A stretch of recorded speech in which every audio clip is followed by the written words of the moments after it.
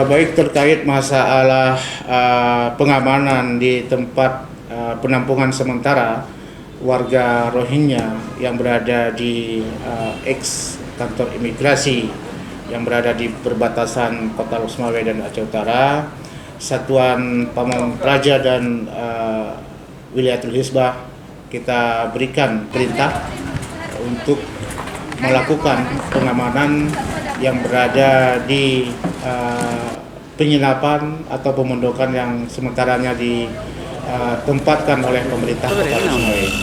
Jadi keberadaan Satpol PP dan WH itu adalah untuk memantau keamanan lingkungan yang ada di sekitar pemondokan Rohingya.